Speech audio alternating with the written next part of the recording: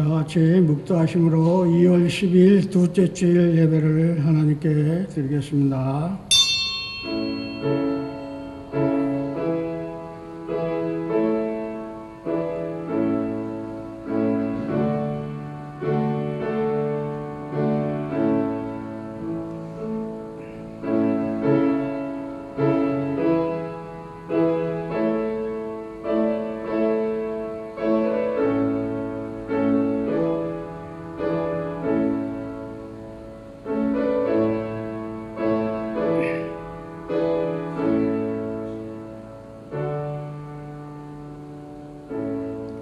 나 여호와가 말하노라. 너희는 나의 증인 나의 종으로 택감을 입었나니 이는 너희가 나를 알고 믿으며 내가 그인 줄 깨닫게 하려 함이라. 나의 전에 지음을 받은 신이 없었느니라. 나의 후에도 없으리라.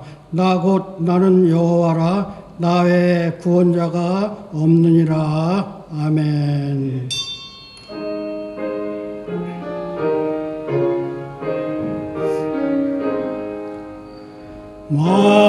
만복의 근원 하나님 온 백성 찬송 드리고 저 천사여 찬송하세. 찬송 성부 성자 성령 아멘. 나는 전능하신 아버지 하나님 천지의 창조주를 믿습니다. 나는 그의 유일하신 아들 우리 주 예수 그리스도를 믿습니다.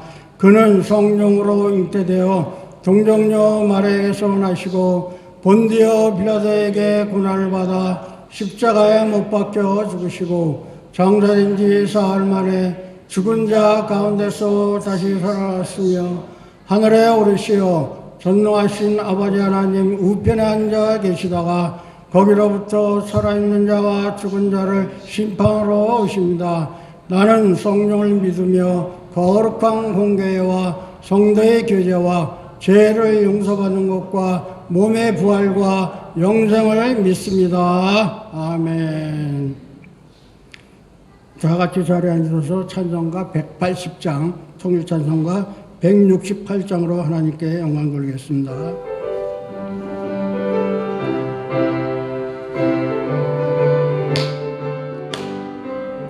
하나님의 나팔소리 전지 진동할 때 예수 영광 중에 구름 타시고 천사들을 세계 만국 모든 곳에 보내 구원받은 성도들을 모으리. 나팔 불 때 나의 이름 나팔 불 때 나의 이름 나팔 불 때 나의 이름 부를 때에 잔치 참여하겠네. 무덤 속에 잠자는 자 그때 다시 일어나 영화로운 부활 승리 얻으리. 주가 택한 모든 성도 구름 타고 올라가 공중에서 주의 얼굴 배우리. 나팔 불 때 나의 이름 나팔 불 때 나의 이름 나팔 불 때 나의 이름 부를 때 잔치 참여하겠네. 주님 다시 오실 날을 우리 알 수 없으니 항상 기도하고 깨어 있어서 기쁨으로 보좌 앞에 우리 나가서도 그때까지 참고 기다리겠네. 나팔 불 때 나의 이름 나팔 불 때 나의 이름 나팔 불 때 나의 이름 부를 때 잔치 참여하겠네. 함께 기도하시겠습니다. 우리의 참 기쁨이요 소망 되시는 하나님, 매일의 삶 속에 주님의 부활하신 사랑과 은혜를 공급하셔서 지난 한 주간도 하나님의 돌보심 속에서 살게 해주시니 감사를 드립니다. 저희들에게 주어진 삶을 돌아볼 때 모든 것이 하나님의 은혜였음을 생각해 봅니다. 지나온 모든 일상의 장면마다 주님의 손이 미치지 않은 것이 전혀 없었음을 고백합니다. 생각해 보면 저희들은 그동안의 삶 속에서 주님께서 이미 허락하신 것들에 관하여 감사하지 못하고 오히려 우리의 삶 속에서 부족한 것들을 생각하면서 불평하고 원망을 하곤 했습니다.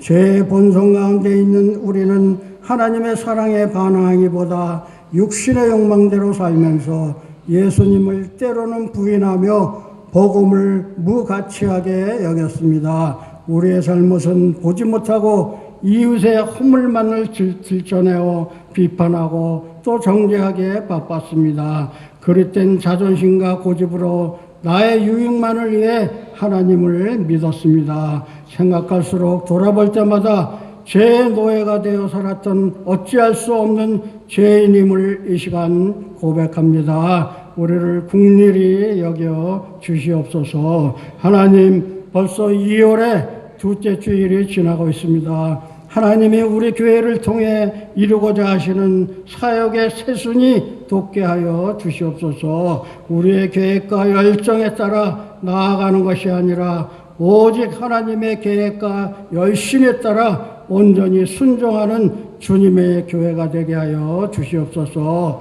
하나님이 올해 우리 교회에 주신 목표를 이룰 수 있도록 은혜를 베풀어 주시옵시고 이를 통해 우리 교회가 성장하고 성숙하게 하시어 복음을 통해 진정한 부흥의 불길이 타오르게 하여 주시기를 기도합니다. 우리 모두 한 사람 한 사람 예수 그리스도를 구주로 고백하는 신앙으로 견고해지게 하여 주십시오. 은사를 따라 세우신 교회 일꾼들에게 능력을 주십시오. 교회 일을 하는 게 아니라 주님의 일을 하고 있음을 잊지 않도록 매 순간 믿음을 더하여 주시옵소서. 교회의 지체로서 살아 움직이게 하여 주십시오. 주님의 교회가 하나님의 사랑과 예수 그리스도의 은혜 그리고 성령 하나님의 역사가 일어나는 현장이 되어 영광스러운 복음으로 충만케 하여 주시옵소서.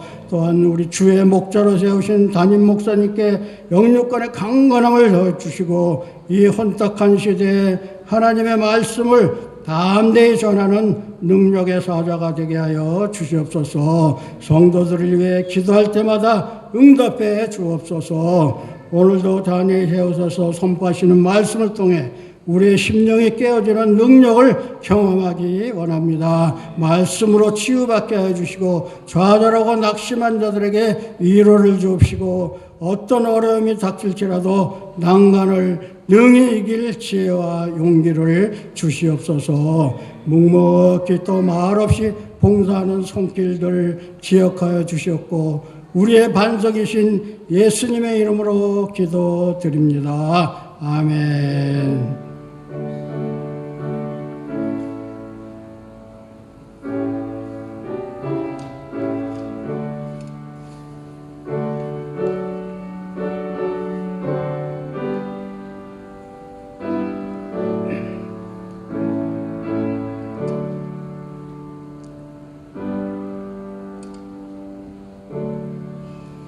오늘의 성경 말씀 보시겠습니다. 사무엘상 1장 10절에서 20절 말씀입니다. 구약의 407페이지에 있습니다.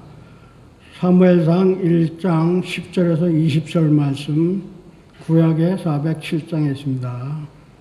찾으신 줄 알고 제가 봉독해 드리겠습니다.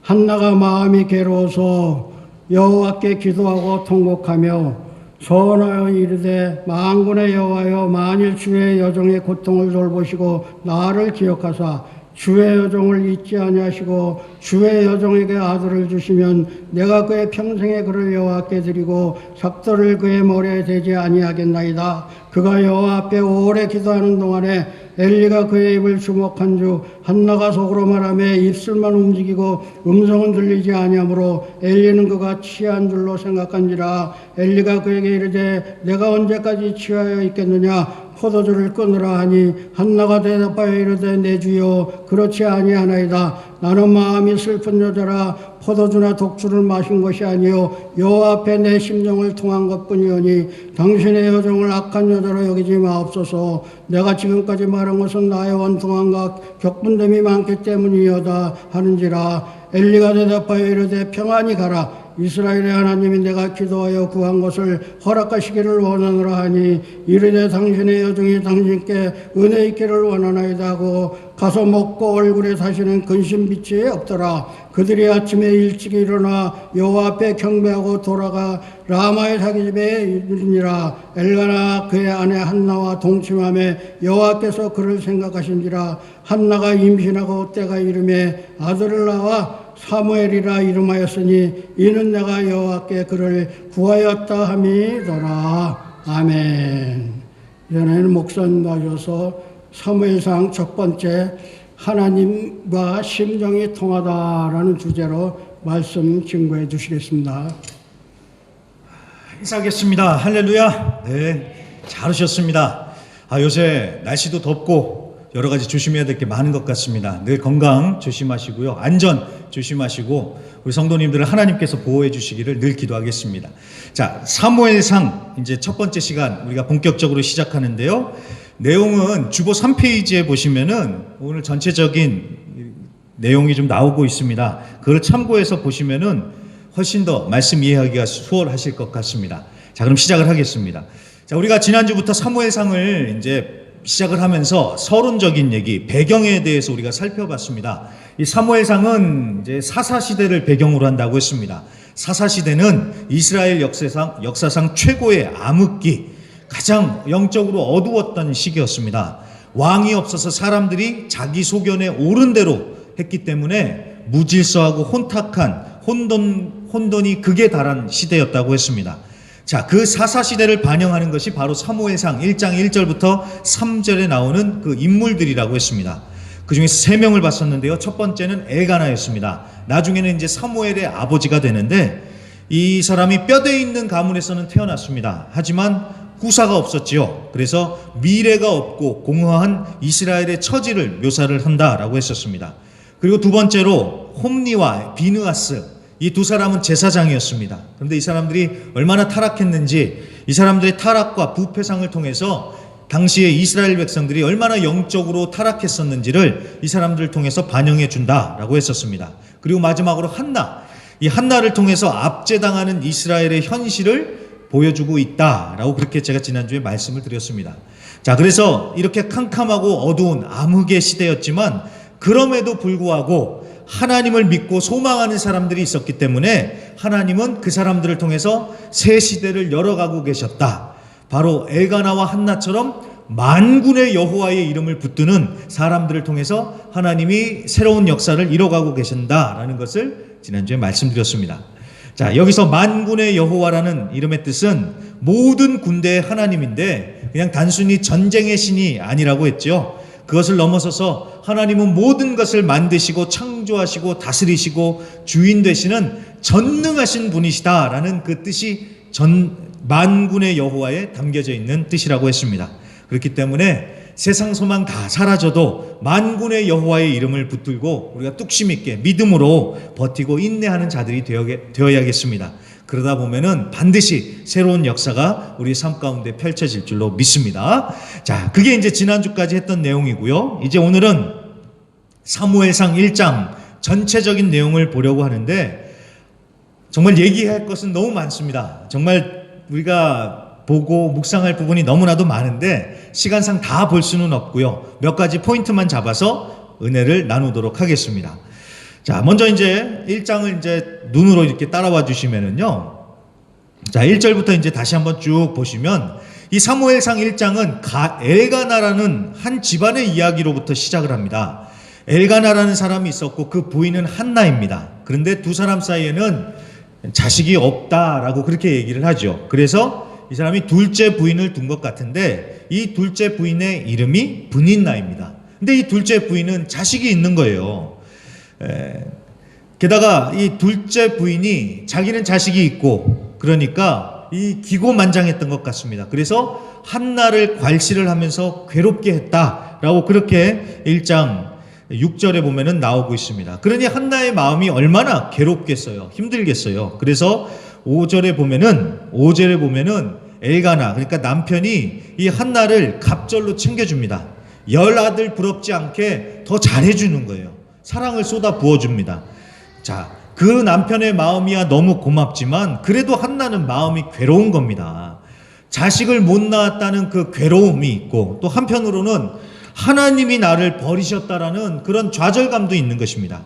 자, 지금이야 자식이 없는 것이 이게 흉이 아니죠. 지금은 그렇게도 살아가니까. 지금하고는 다릅니다. 이 당시에는요, 이 구약시대 때는 여자가 자식을 못 낳으면 하나님께 저주받았다라고 그렇게 생각하는 시대였습니다. 그래서 하나님께 버림받았다라는 그런 인식을 가졌던 시대입니다. 그러니까 이 한나도 아이를 못 낳는 것이 미안함 뿐만이 아니라 하나님이 나를 버리셨다라는 이런 생각이 들다 보니까 남편이 아무리 사랑을 많이 쏟아 부어줘도 이게 해결이 안 되는 거예요. 이거는 영적인 부분이니까요. 하나님과의 관계 속에서 드는 문제니까요. 그러니까 여러분 보시면요, 남편이 부인한테 잘해줘야 돼요. 그렇다고 남편이 다 해결해 줄 수 없는 부분이 있다라는 것을 우리가 알아야 된다는 것입니다. 마찬가지로 남편도 부인과의 입장 속에서 그렇게 또 이해가 되겠죠. 그러니까 하나님과의 관계적인 부분은 남편이나 부인이 어떻게 해줄 수가 없는 거예요. 그래서 남편이 아무리 명품을 사주고 어떻게 잘해준다 해도 그 영적인 공허함은 채워줄 수가 없는 것입니다.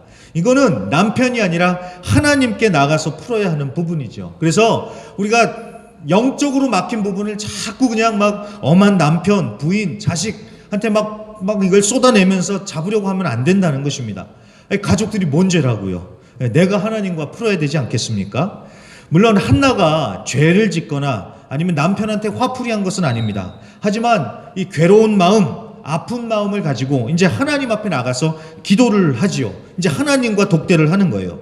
그래서 10절에 보시면 한나가 마음이 괴로워서 하나님께 기도하고 통곡했다라고 그렇게 성경은 증거하고 있습니다. 이제 한나가 하나님께 나가서 기도하기 시작을 하는 거예요. 자, 유진 피터슨이라는 목사님은 이 부분을 보면서 이렇게 얘기합니다. 대부분의 기도는 한나의 경우처럼 고통 가운데서 눈물과 함께 시작된다. 꼭 있어야 할 것이 없을 때, 그리고 친구 또는 적이 만드는 삶의 조건으로 문제를 해결하고 싶지 않을 때 우리는 주님께 나아가 기도드립니다. 정말 그렇지 않습니까? 사람이요, 잘 나갈 때는 기도 잘 안 합니다. 기도를 하더라도 형식적으로 기도할 때가 많죠. 그런데 정말 도무지 내가 어떻게 해볼 수 없는 그런 문제가 생기면 그제서야 가슴을 치면서 주님 앞에 나가 기도하지요. 그래서 여러분, 문제가 생기잖아요. 그러면 내가 어떻게 해보다가 안 될 때 주님을 찾을 게 아니라 그냥 아예 처음부터 주님을 찾는 게 최고입니다. 그래서 해결해 보려고 사람이나 돈부터 찾을 게 아니라 하나님부터 찾으시길 바랍니다. 그러면 하나님께서 해결해 주시려고 사람이고 물질이고 움직이시면서 그 문을 열어 가십니다. 하나님부터 찾으실 수 있기를 부탁드립니다. 자, 그렇게 해서 한나도 정말 괴로운 마음으로 기도를 시작을 하는데 단순히 자신의 한을 토해내는 것만이 아니죠. 11절에 보시면 한나가 서원을 합니다. 하나님이 나를 기억해 주셔서 아들을 주시면 그 아들을 하나님께 드리겠습니다. 이렇게 기도를 합니다. 자, 이거를 가만히 보면 꼭 하나님과 거래를 하는 것 같죠. 하나님이 이렇게 해주시면 내가 하나님 이렇게 하겠습니다. 꼭 하나님과 거래, 협상을 보는 것 같죠. 그런데 여러분, 하나님과 거래를 한다는 게 이게 말이 됩니까? 하나님하고 무슨 시장에 가서 뭐 물건값 흥정하는 것도 아니고요. 하나님과 거래를 한다는 건 있을 수가 없는 얘기죠. 여러분, 우리가 어찌 감히 하나님과 무슨 협상을 하고 딜을 합니까? 우리는 하나님이 뭐라고 말씀하시든지 우리는 그냥 순종하는 사람들입니다. 우리는 하나님하고 어떻게 딜을 할 처지가 아닙니다. 뭐 예를 들어서 한나처럼 내가 기도를 많이 해가지고 하나님을 막 질리게 만들어가지고 내가 원하는 것을 받아내야 되겠다. 이거 아니죠. 우리가 무슨 기도를 많이 했다고 하나님이 거기에 질리셔서 우리의 요구사항을 들어주시겠습니까? 그거 아니죠. 그것 때문에 우리가 간절히 목이 터져라 주여 하면서 기도하는 것이 절대 아니죠. 하나님과 협상하겠다고, 하나님으로부터 내가 원하는 것을 얻어내겠다고 40일 기도, 1000일 기도, 여러분 이거 아닙니다. 이거 아닙니다. 우리는 하나님이 뭐라고 말씀하시면 순종하는 사람들이지, 내가 원하는 것을 어떻게 해서든지 하나님한테 받아내기 위해서 막 죽어라 기도하는 이거 아니라는 거예요. 말씀도 마찬가지입니다. 왜 말씀을 읽습니까? 말씀을 계속 읽어가지고 하나님 내가 이만큼 말씀 읽었으니까 하나님도 내가 원하는 거 들어주세요. 이거 아니지요. 제가 지난주에 저하고 집사람이요, 온라인 통독 학교를 시작을 했습니다. 이게 16주 과정인데 90일 동안 성경을 통독하는 그런 프로그램입니다. 저랑 집사람이 시간이 남아서 이걸 시작을 했겠습니까? 제가 우리 성도님들 보고 올해는 말씀 읽읍시다, 큐티 합시다, 제가 이렇게 계속 강조를 하잖아요. 그러니까 제가 먼저 말씀을 먹고 제가 먼저 말씀을 읽어야 되지 않겠습니까? 그래서 시작을 했는데 거기에 강사님이 한 가지 얘기를 하시는데 참 뜨끔하면서 굉장히 공감을 했습니다. 이분이 한국 교회에 만연해 있는 미신적인 부분을 이렇게 딱 짚어내시는데 무슨 얘기를 하시냐면요, 성경을 많이 읽으면 복을 받는다고 생각을 한다는 거예요. 그런 생각들이 우리 한국 교회 안에 깔려 있다는 거예요. 그래서 그런 생각이 있다 보니까 성경을 공격적으로 읽더라는 거예요. 그래서 성경을 몇 독을 했느니, 1독을 했냐, 2독을 했냐, 3독을 했냐, 10독을 했냐, 100독을 했느냐, 요 몇 번 읽었냐에 그 횟수에 집착을 한다는 거예요. 우리 한국 교회가. 어떠세요, 여러분? 맞는 말 하시는 것 같습니까? 저는 맞는 말 하는 것 같아요. 여러분, 당연히 성경을 읽어야 돼요. 성경을 통독을 해야 됩니다. 진짜 창세기부터 요한계시록까지 읽어야 돼요. 계속 읽어야 돼요. 하지만 통독 횟수가 많다고 해서 하나님이 복을 더 많이 주시는 게 아니지요. 그게 아니죠. 말씀을 읽고 말씀을 통해서 하나님을 알고 하나님과의 관계가 깊어지고, 말씀대로 살아야지 복을 받는 거 아닙니까? 100독을 했어요. 근데 말씀대로 안 살아요. 그럼 100번 읽은 게 무슨 소용이 있습니까? 그렇잖아요. 내가 성경을 몇 번 통독을 했으니까 하나님 나한테 복 주세요. 이거는 말이 안 된다라는 것입니다. 우리가 말씀을 읽고 기도하는 것은요, 내가 이만큼 했으니 하나님 나한테 복 주세요, 이러기 위해서 말씀 읽고 기도하는 거 아니라는 사실입니다. 우리가 예배를 드리는 것도 마찬가지입니다. 예배를 드리고 헌금을 드리고 봉사하고 전도하고 선교하는 것도 마찬가지예요. 이거는 다 하나님과의 거래 조건으로 하는 게 아니라, 여러분 분명히 기억해 주세요. 그냥 하나님께 감사해서 하는 거예요. 하나님 너무 감사해서, 하나님의 은혜가 너무 감사해서 예배를 드리고 헌금을 드리고 봉사하고 전도하고 선교하는 것입니다. 그리고 이런 것들을 통해서 더 하나님과 깊은 관계로 들어가기 위해서 이런 것들을 하는 겁니다. 아니 내가 이만큼 했는데 하나님은 왜 내가 원하는 걸 안 주십니까? 이거 아니라는 것입니다. 그거 내가 원하는 걸 주시든지 안 주시든지 우리는 말씀 읽고 기도하고 예배하고 섬기고 전도하고 봉사하는 것입니다. 분명히 이해가 되셨죠? 그러니까 거래 조건이 아니에요. 거래의 조건이 아니에요. 자, 그렇다면 한나도 아들을 낳고 싶어서 하나님과 그럼 거래를 했냐? 제가 보기엔 그런 것 같지 않습니다. 만약에 한나가 아들을 너무 낳고 싶어가지고 급한 마음에 하나님과 거래를 했다면 나중에 아들을 바치지 않았겠죠. 우리도 그렇잖아요. 급할 때는 하나님, 내가 이렇게 하나님께서 이렇게 해주시면 제가 예배 안 빠지고 예배 잘 나갈게요. 하나님, 지금 이 문제 해결해 주시면 제가 큐티 매일 할게요. 우리 이렇게 기도할 때가 있지 않습니까? 근데 막상 문제가 해결되면 어떻습니까? 무슨 약속? 다 잊어버리죠? 다 잊어버리잖아요. 안 하잖아요. 자, 그런데 여러분 한나는 보세요. 어떠세요? 1장 26절부터 28절에 보시면 정말 하나님께 아이를 드리죠.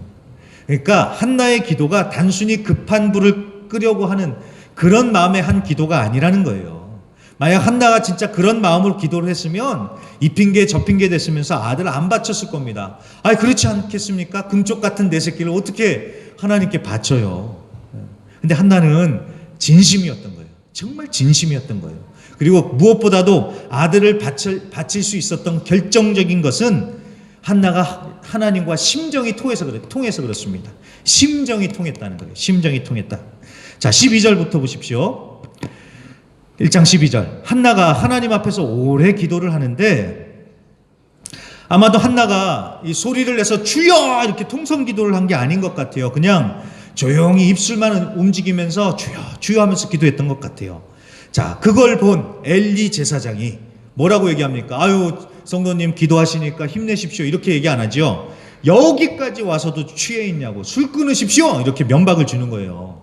그러니까 여러분, 참 보세요. 한나가 마음이 괴로워서 지금 하나님께 간절히 기도하는데 칭찬은 못해줄 망정, 대제사장이라고 하는 사람이 그냥 얼마나 영적으로 눈이 감겨져 있는지 그것을 엿볼 수 있는 대목이죠. 자, 그거에 지지 않고 한나가 자신의 처지를 털어놓습니다. 1장 15절 말씀을 제가 읽겠습니다. 한나가 대답하여 이르되 내 주여 그렇지 아니하니이다. 나는 마음이 슬픈 여자라. 포도주나 독주를 마신 것이 아니요 여호와 앞에 내 심정을 통한 것뿐이오니. 나는 마음이 슬픈 여자라고 하지요. 그러면서 내가 하나님과 심정을 통했다. 이렇게 얘기를 합니다. 하나님과 심정이 통했다. 기도를 하면서 하나님께 마음을 쏟아놨는데 하나님과 마음이 통하면서 하나님의 마음을 알게 되는 그런 상황이 벌어지더라는 거예요. 하나님과 마음이 통하더라는 거예요. 이심전심이라고 기도를 하면서 내 마음을 쏟아놓다 보니까 하나님의 마음, 하나님의 심정도 알게 되더라는 것입니다. 자, 송태근 목사님이라는 분이 이 부분을 좀 더 알기 쉽게 좀 상상을 더해서 설명을 해주시는데 굉장히 도움이 되는 것 같습니다.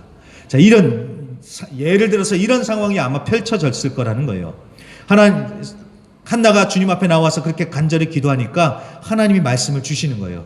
한나야, 너도 너를 지지해 줄 자식이 없으니까 인생이 아무 의미 없고 기가 막히지? 근데 그거 아니야? 내 마음도 그렇다. 그러는 거예요. 아니, 하나님, 그게 무슨 말씀이십니까? 한나야, 네 마음하고 내 마음하고 지금 똑같다. 네 심정하고 내 심정하고 똑같다. 온 천지를 헤집고 찾아봐도 내 마음을 옳게 전해줄 말씀의 사람이 하나도 없다. 그래서 나도 마음이 괴롭다. 하나님이 그러시는 거예요. 그러니까 한나가 그러셨군요. 하나님의 마음도 그거였군요. 라면서 한나도 하나님의 마음을 이해하는, 통하는 그런 일이 벌어진다라는 것입니다. 여러분, 이 당시 시대가 어떤 시대라고요? 사사시대. 영적으로 최고의 암흑기였습니다. 그래서 하나님의 마음을 알고 하나님의 뜻을 전해줄 사람이 한 사람도 없다라는 거예요. 그래서 하나님도 마음이 너무 괴로운 거예요. 그래서 한나가 자식이 없어서 그 아픔을 가지고 기도하다 보니까 하나님의 마음이 이제 깨달아지더라는 거예요. 그렇구나.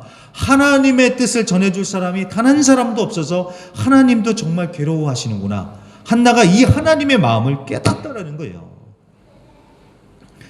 자, 내 아픔을 놓고 기도하기 시작했는데 하나님과 통하기 시작하면서 하나님의 마음을 알게 되더라는 겁니다.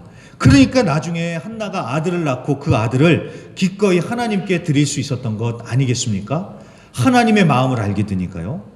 여러분, 정말 기도를 하다 보면은 그런 일이 생깁니다. 정말 그런 일이 생깁니다. 자, 보통 기도를 내가 원하는 걸 하나님께 통보하는 것으로 생각을 하죠. 자, 기도를 그렇게만 생각을 하면 기도를 오래 하는 사람들이 이해가 안 되는 거예요. 아니, 도대체 뭐 그렇게 하나님께 원하는 게 많냐고. 좀 양심도 없냐. 조금만 달라고 해라. 뭐 이런 식으로 이제 생각을 하게 돼요. 근데 여러분, 기도는 간구가 전부가 아니죠. 기도가 무엇입니까? 기도는 하나님과 대화입니다. 대화는요, 여러분, 일방적인 통보가 아니라 소통을 하는 겁니다. 그러면서 마음을 주고 받으면서 서로 통하는 것. 이게 대화예요. 부부간의 대화도 이거 아니에요? 내가 하고 싶은 말만 하면 그게 무슨 대화예요? 그게 아니잖아요. 남편이 또 부인이 서로 얘기를 하면서 서로 얘기를 들어주고 그 마음과 그 마음이 통하고 이어지는 것. 이게 대화잖아요.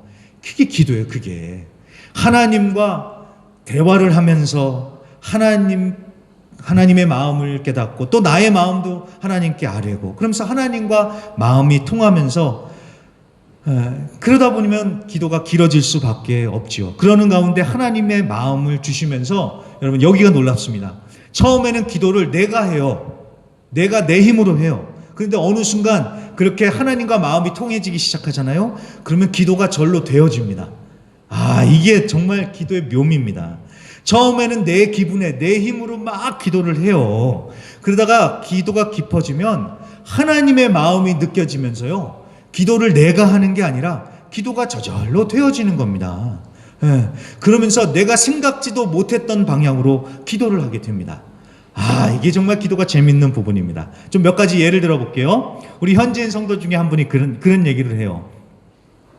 딸인데 아빠가 너무 밉대요. 너무 미웠대요. 그래갖고 하나님께 기도를 하기 시작을 했는데 아빠 밉다고 아빠 좀 데려가 달라고 막 이런 식으로 기도를 하는데 이 기도를 계속 깊이 하다 보니까 그 아빠를 향한 하나님의 마음이 느껴지더래요. 그래서 그 아빠가 처음엔 미웠는데 이제는 불쌍하게 생각이 들더래요. 어느 순간. 그래가지고 그 아빠의 영혼 구원을 위해서 간절히 기도했다라고 간증을 하는데 정말 그렇습니다. 기도를 하다 보면은요, 그런 하나님의 마음이 느껴집니다. 자, 그리고 어떤 선교사님은 처음에 그랬대요. 파라과이가 도대체 왜 이 모양이냐고. 그래갖고 하나님께 이 파라과이 불평 많이 했대요. 그런데 기도가 계속 되다 보니까 이 파라과이를 향한 하나님의 마음을 주시더래요. 그래서 이제는 파라과이 땅을 위해서 정말 간절히 하나님의 마음을 가지고 기도하기 시작하셨다고. 이 마음이 바뀐다니까요. 기도하다 보면은요. 저도 그런 경험을 정말 많이 합니다. 정말 많이 합니다. 저는 우리 성도님들 이름을 한 분 한 분 불러가면서 기도하다 보니까 우리 성도님들 한 5, 60명 되거든요. 이거 한 바퀴만 돌아도 기도할 게 굉장히 많습니다. 거기에 우리 직원들, 우리 막시모, 라우라, 벨라키오. 여러분, 막시모 위해서 좀 기도 많이 해주십시오. 아들이 이제 화요일 날 뇌 수술을 해야 된다는데, 정말 그 막시모가 아버지로서 많이 힘들어하는 것 같은데, 아무튼 우리 직원들, 지교회들 하나하나 다 놓고 기도하면은 기도 시간이 굉장히 길어질 수밖에 없습니다. 자, 근데 그것 외에도 이제 제가 또 구체적인 기도 제목들이 있잖아요. 그런 것들을 놓고 이제 또 기도를 하는데, 그런 문제들을 놓고 기도할 때는요, 저도 뭐 그렇게 착한 사람이 아니니까 막 홧김에 막 화가 나가지고 하나님 이거 이렇게 하겠습니다. 막 저도 이렇게 막 기도를 해요. 그러다가 계속 기도를 하잖아요. 그 부분을 놓고 하나님 어떻게 해야 될까요? 정말 이렇게 해야 될까요? 라면서 대화를 하기 시작을 하다 보면은요, 하나님이 다른 마음을 주셔서 이 결정이 바뀌는 경우가 대부분 그랬습니다. 한 가지만 말씀을 드리면, 예전에 저희 지교회 목회자 중에 한 명이 그렇게 골칫거리인 거예요. 지교회 목회자 중에 한 명이요. 그래서 제가 성질대로라면 쫓아내고 싶었습니다. 당장 사표 쓰고 나가라고 정말 그렇게 하고 싶었어요. 근데 계속 기도를 하다 보니까요, 그 목회자를 향한 하나님의 마음이 느껴졌던 것 같아요. 그리고 그 목회자의 어린 자녀들이 막 눈에 밟히는 거예요. 계속 떠오르는 거예요. 그리고 그 교회의 성도님들이 생각이 나는 겁니다. 그러더니만 이제 다른 해결책이 떠오르는 겁니다. 그러니까 쫓아내는 것만이 능사가 아니라, 그게 능사가 아니구나. 그러므로 있어서, 그렇다고 해서 여러분, 그분이요, 뭐 성적인 문제, 뭐 돈에 관한 문제, 그 다음에 이단적인 문제, 여러분 이 세 가지는 우리 목사님들도 알아요. 이 세 가지와 관련되면은 그거는 한방이라는 걸 알아요. 그것과 관련된 문제는 아니었습니다. 그런 심각한 문제가 아니라 다른 문제였었는데, 아무튼 그게 쫓아내는 것만이 능사가 아니구나라는 생각이 들면서 다른 방식으로 해결점을 찾게 해주셨습니다. 그래서 제가 기도를 하다가 이렇게 결정을 바꿨다라고 우리 지교회 목사님들한테 얘기를 하니까요, 우리 지교회 목사님들이 얼마나 좋아하시는지요. 한 분은 막 눈물을 글썽이면서요, 잘 생각했다고, 그렇게 하는 게 맞는 것 같다고, 그게 하나님의 뜻인 것 같다고, 정말 지혜로운 방법이라고, 그렇게 대환영을 해주더라고요. 그래서요, 지금은 지교회 목회자들 분위기가 얼마나 은혜스러운지를 모릅니다. 뭐 지난주에도 우리 기도원에서 1박 2일 철야 기도회가 있었잖아요. 그때 막 우리 지교회 목사님들끼리 서로 막 끌어안고 막 엉엉 울면서 기도하고요. 또 회의도 하고 성찬식도 했는데요. 성찬식 끝나고도 마찬가지로 서로 다 끌어안고 기도하고 서로 인사하고. 만약에 제가 그때 그 목사님을 딱 그냥 정말 냉정하게 쳐냈다면은 분위기가 달라졌을 수도 있겠죠. 아무튼 저는 그래서 너무나도 감사합니다. 그때 저를 막아주시고 하나님의 마음으로 다시 생각하게 하시고 결정하게 해주셔서 하나님께 너무 감사드리죠.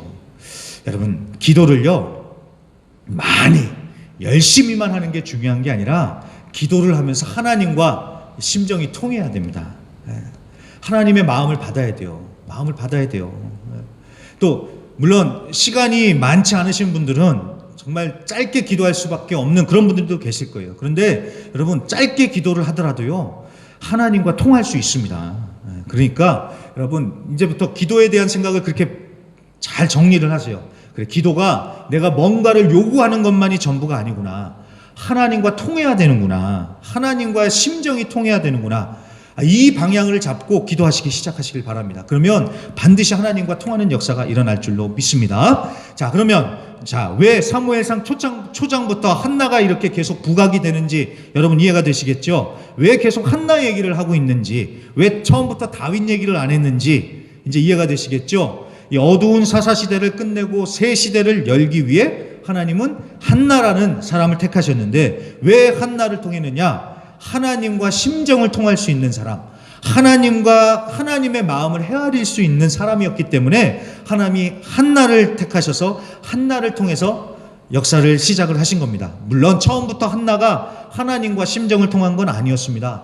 자신의 아픔이 있었잖아요. 자신의 아픈 마음, 그 괴로운 마음을 가지고 기도하다 보니까 하나님의 마음을 깨닫기 시작을 했지요. 그렇기 때문에 여러분, 우리 성도님들도 기도하시길 바랍니다. 하나님 앞에 나아가시길 바랍니다. 우리의 삶에 있는 고난과 아픔, 하나님이 주실 때가 있어요. 물론 모든 고난과 아픔이 다 하나님으로부터 온 건 아닙니다. 내가 잘못해서, 내가 죄를 저질러서 생긴 고난이 있을 수도 있어요. 그런 것들은 빨리 회개하셔야 됩니다. 고난 당했다고 무조건 하나님이 주셨다고 할 게 아니라 내가 잘못한 것은 없는지 내가 회개를 해야죠. 자, 몸이 아파요. 뭔가 제가 예전에도 얘기했던 것 같은데 자꾸 속이 막 뒤집어져요. 하나님이 주신 고난이다 할 게 아니라 내 식생활 습관을 찾아 돌아봐야죠. 내가 건강하게 안 먹는데, 아무렇게나 먹는데 그건 내가 잘못한 것이죠. 그러니까 내가 그거는 해야죠. 자, 그러니까 내가 잘못하는 거라면 빨리 회개를 해야 되고요. 그런데 이해할 수 없는 고난과 아픔이 찾아온다면 그 아픔을 통해서 하나님이 하실 새로운 일들이 있으신가 보다라고 믿고요. 인내하고 주님 앞으로 나아가셔서 기도하시길 바랍니다. 반드시 하나님의 새로운 역사가 일어날 줄로 믿습니다. 자, 그러면 이제 마지막으로요. 부모님들을 응원하면서 말씀을 마치도록 하겠습니다. 자, 한나가 하나님께 서원했던 대로 사무엘을 하나님께 바치죠. 그래서 22절에 보시면 아이가 젖을 떼기 전까지는 한나가 키우고 있었대요. 그리고 젖을 떼고 나서는 엘리 제사장에게 사무엘을 맡기는 모습이 나옵니다. 자, 젖을 떼고 났다고 하니까 1살짜리, 2살짜리라고 생각이 되는데 유대인 사회에서는 한 3살에서 7살쯤 그 나이대를 젖을 떼는 나이대로 봤다고 합니다. 그러니까 사무엘이 한 3살에서 7살 됐을 때 그 사이에 이제 엘리 제사장에게 맡겨진 겁니다. 자, 그래도 3살에서 7살짜리 아직도 엄마와 떨어지기에는 어린 나이죠. 하지만 한나는 하나님과 서원한 것도 있고 또 하나님의 마음을 알기 때문에 한나는 아이를 기꺼이 하나님께 드립니다. 자, 여러분, 이 부분이 제가 계속 보면서 그런 생각이 들었습니다. 이건 한나만의 얘기가 아니라 자식을 키우는 우리 모든 부모에게 해당되는 얘기구나 라는 생각이 들었습니다. 우리 그 부모가 자식을 낳아서 키우지만 때가 되면요, 자식은 부모를 떠나야 됩니다. 그게 부모나 자식에게 다 좋은 거예요. 그렇잖아요. 그것을 위해서 우리 부모들이 생각을 잘해야 됩니다. 이게 내 자식이 아니라 하나님 자식이라고 생각하면서 키워야 돼요. 자꾸 내 자식이라고 생각하니까 내 마음대로 하려고 하잖아요. 그러면서 내가 쥐고 흔들려고 해요. 그러니까 부모는 부모대로 힘들고 자식은 자식대로 힘들어요. 그렇지 않습니까? 그래서 부모가 점점 놔주는 걸 해야 됩니다. 언젠가는 결국 떠날 자식인데 계속 내가 이렇게 해주려고 하면은요, 나중에 부모가 힘들어질걸요. 놔주는 연습을 서서히 해야 됩니다. 자녀가 하나님과 함께 살아가도록 해야 됩니다. 부모가 다 해주고 부모가 다 결정해주고 그러면 자식은 편하겠죠.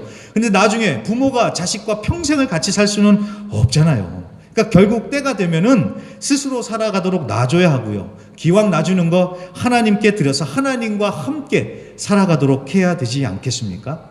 오늘 한나처럼 어느 정도까지는 내가 키우다가 하나님과 함께 살도록 하나님께 드리고 맡겨야 합니다. 그렇다고 해서 7살짜리를 네가 알아서 살아라, 이건 아니죠. 그건 아니죠. 언젠가 그 때가 올 텐데 그때를 준비하면서 놓는 연습을 해야 된다는 것입니다. 그래서 내가 데리고 키울 때까지는 부지런히 가르치고 훈련시켜야 됩니다.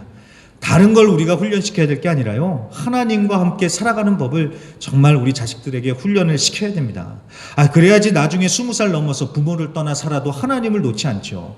여러분, 오늘날 잘 보세요. 애들이 학생부 때까지는 교회 잘 나와요. 하지만 20살 넘어가면요, 안 나와요. 왜 그럴까요?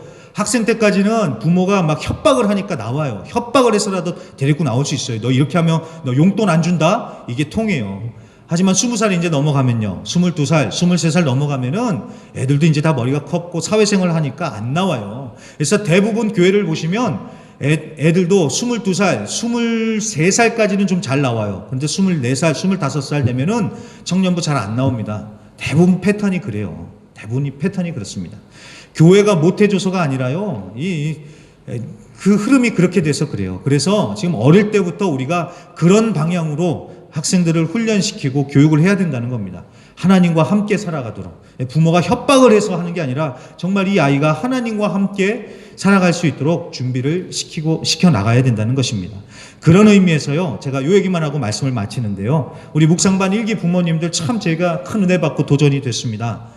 여러분, 아무리 부모가 믿음이 좋아도 자식 교육은 이거는 왕도가 없습니다.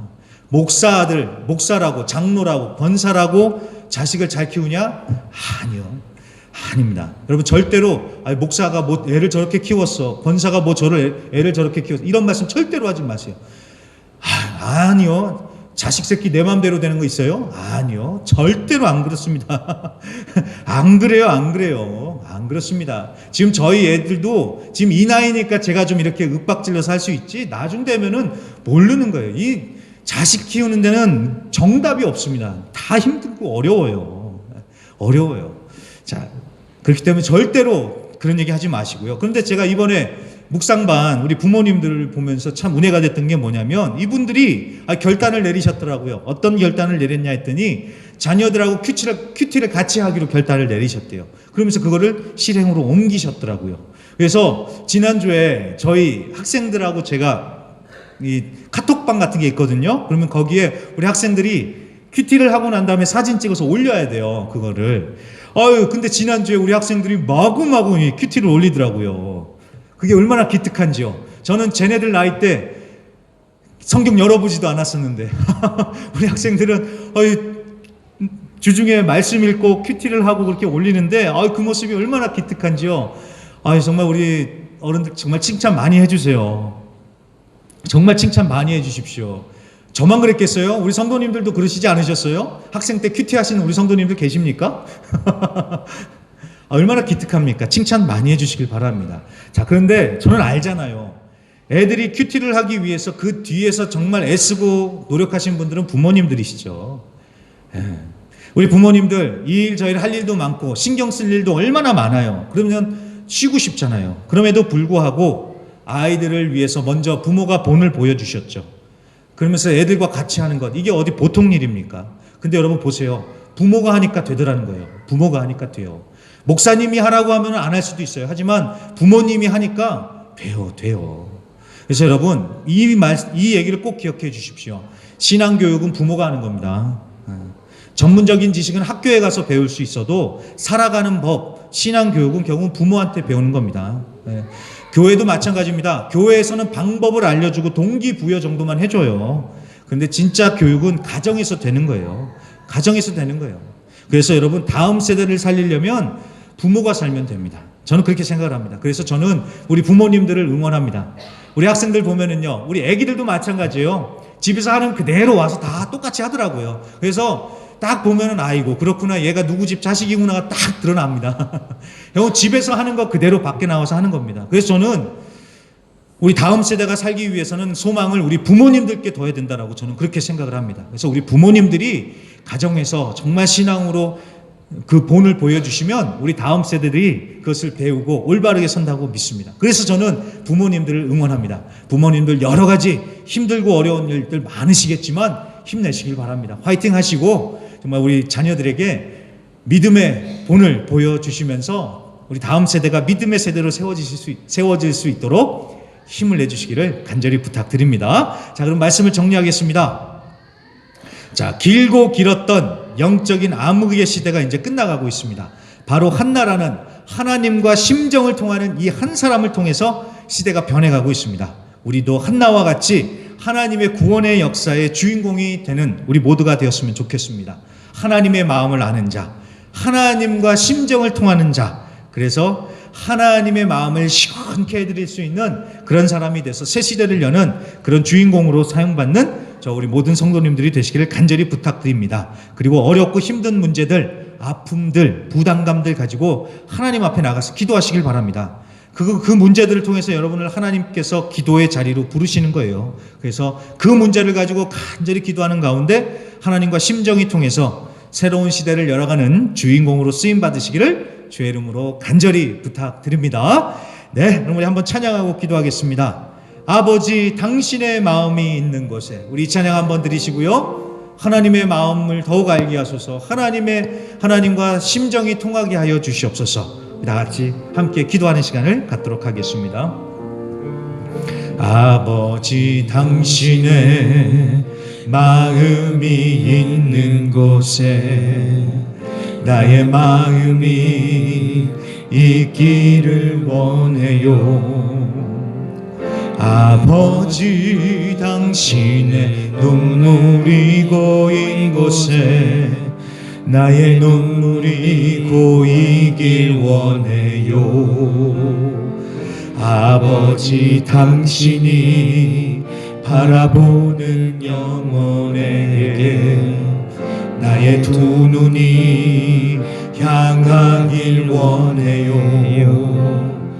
아버지, 당신이 울고 있는 어두운 땅에 나의 두 발이 향하길 원해요. 나의 마음이 아버지의 마음 알아. 내 모든 뜻 아버지의 뜻이 될 수 있기를 나의 온 몸이 아버지의 마음 알아. 내 모든 삶 당신의 삶 돼. 후렴만요.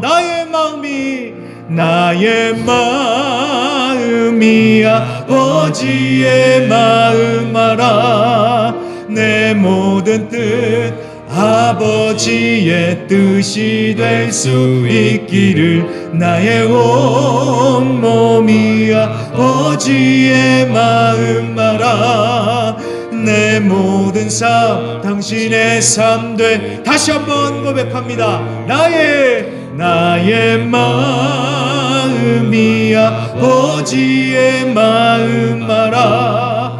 내 모든 뜻 아버지의 뜻이 될 수 있기를 나의 온 몸이 아버지의 마음 알아. 내 모든 삶 당신의 삶 돼. 아멘. 그럼 우리 다 같이 주여 한번 힘차게 외치시고 하나님과 심정을 통하게 하여 주시옵소서. 특별히 여러분 마음속에 아픔들, 상처들 있으시다면 정말 이 시간에 마음을 주님께 쏟아놓으며 기도하시면서 하나님과 심정이 통하는 가운데 큰 위로를 받는 역사가 있게 하시고 또 그 마음 가운데 하나님의 은혜가 부어지는 역사가 있기를 간절히 원하니 여러분 다 같이 주여 한번 힘차게 외치시고 우리 주여 한번 힘차게 외치시고 말씀을 붙들고 우리 각자 한 2-3분 정도 각자 자유롭게 통성으로 기도하겠습니다. 주여 할렐루야. 하나님 아버지 감사합니다. 하나님과 심정을 통한 한나를 통하여서 하나님께서 놀라운 역사를 이뤄가시고 새 시대를 열어가는 하나님 그런 역사를 일으키심을 우리가 보았습니다. 하나님 우리의 마음속에 있는 여러가지 아픔들 문제들 하나님 나 혼자 낑낑거리고 있을 것이 아니라 그것을 주님 앞에 나와놓고 쏟아놓으며 기도하는 가운데 하나님과 심정이 통하여 하나님의 마음을 알게 하여 주시옵시고 하나님의 뜻이 내 삶 가운데 우리의 삶 가운데 이루어져가는 역사가 하여 주시옵소서. 주님의 마음을 우리에게 주시옵소서. 주님의 마음을 내게 주시옵소서. 주님과 심정이 통하게 하여 주시옵소서. 하나님 특별히 아픈 마음 사람은 몰라준다 할지라도 하나님은 우리의 속마음까지 다 알고 계시지요. 그 아픔, 그 눈물, 그 괴로움 하나님 위로하여 주시고 만져 주시옵시고, 하나님 또한 주님의 말씀을 주셔서 주님의 마음을 주셔서 주님의 마음으로 기도하게 하여 주시옵시고, 하나님 아버지 주님과 심정이 통하여서 주님의 나라와 영광을 위하여 또 쓰임받는 귀한 저와 우리 모든 성도님들 되게 하여 주시옵소서. 하나님 심정이 통하는 그런 은혜를 우리에게 주실 것을 믿고 감사드리며 예수님의 이름으로 간절히 기도합니다. 아멘. 광고 말씀드리겠습니다. 오늘 오래간만에 또 예배 자리에 참석한 우리 윤상혁 집사님 부인 되시는 임마리사 집사님께서 함께 자리했습니다. 우리 환영합니다. 박수 한번 쳐주십시오. 예배에 오신 모든 분들을 주님의 이름으로 환영하고 서로 안전과 건강을 위해 만전을 기해 주시고요. 헌금은 안 나서게 현금함에 넣어주세요. 다음 주일, 셋째 주일입니다. 다음 주일 19일 예배 후 기도원에서 침례식이 있으니 모든 성도님들은 참석하셔서 침례자를 위해서 기도해 주시고 축하해 주시기 바랍니다. 또 말씀 묵상 비정 큐티를 사용해서 매일 말씀 묵상을 힘써 주시고, 온라인 실시간 묵상 월요일 토요일 오전 8시 30분 교회 유튜브 채널 꼭 참고해 주시기 바랍니다. 지교회 선교 소식입니다. 재고로 목사님의 생세근원교회는 어제 11일 본교회 한인 학생들이 방문하여 곧 새 학기를 시작하는 어린이들을 위해 축복하며 은혜를 나눴습니다. 결제 나눠드린 2월의 지교회 기도 제목들을 참고하셔서 기도 많이 해주시길 부탁드립니다. 2월달 교회 일정입니다. 19일날 다음 주일날은 예배 후 기도원에 올라가 침례식이 있고, 21일 화요일, 23일 목요일 중지방의 현지인 목회자 수련회가 대레스트에서 있습니다. 또 26일 주일, 마지막 주일이죠. 운영위원회 모임들이 있고요. 27일 월요일부터 3월 3일 금요일까지 순복음 중남미 총회가 콜롬비아에서 있습니다. 위에서 많은 기도들 부탁드리겠습니다.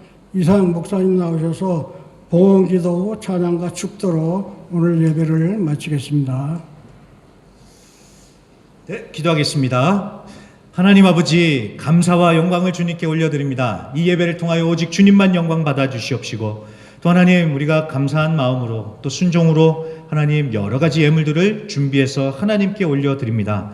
드리는 모든 손길들마다 하나님께서 은혜와 축복을 더하여 주시옵시고, 주님께서 또 그 모든 예물을 기뻐 받아 주셔서 그 예물이 정말 하나님의 나라와 영광을 위하여 쓰임받는 거룩한 예물 되게 하시고 열매 맺는 귀한 예물 되게 하여 주시옵소서. 또한 하나님 이 자리에 참석하신 모든 우리 성도님들마다 영혼이 잘되고 범사가 잘되고 강건케 하여 주시옵시며, 특별히 성령님께서 역사하여 주셔서 하나님과 마음이 늘 통하여서 하나님의 마음을 알고, 또 하나님께서 그 우리 성도님들의 마음을 어루만져 주셔서 우리 성도님들이 하나님의 은혜로 위로받게 하여 주시고 그 마음이 다시 회복되고 힘차게 일어날 수 있도록 하나님 달려나가실 수 있도록 우리 성도님들의 마음을 붙들어 주시고 인도하여 주시옵소서. 특별히 한 번 더 예수의 보혈로 우리 성도님들을 뿌리고 바르고 덮습니다. 하나님 여러 가지 건강 지키기가 쉽지 않은 지금 이때에 하나님께서 특별히 건강을 지켜주시고 주님께서 특별히 보호하여 주셔서 우리 모든 성도님들 건강하게 날마다 또 살아가시는 가운데 하나님께 영광 올려드리면서 살아가실 수 있도록 그 육신의 건강을 주님께서 붙잡아 주시고 보호하여 주시옵소서. 감사드리며 예수님의 이름으로 기도합니다. 아멘. 다 같이 일어나셔서 우리 말씀 앞에서 마지막 찬양 드리며 예배를 마치겠습니다. 하나님 말씀에 두려워 떠는 자, 그 말씀에 생명을 거는 자 한 사람 찾으시는 주님의 약속을 믿어 하나님 말씀에 운명을 거는 자 순종하며 주 따라가는 자 영원한 하나님 나라 이뤄갈 주의 교회여 일어나라. 아멘. 이제는 우리 주 예수 그리스도의 은혜와 아버지 하나님의 극진하신 사랑과 보혜사 성령님의 내주 충만 위로하심의 역사가 하나님과 심정이 통하길 간절히 사모하며 주님 앞에 엎드리기를 결단하는 모든 성도님들 위해 이제로부터 영원까지 함께 있을지어다. 아멘.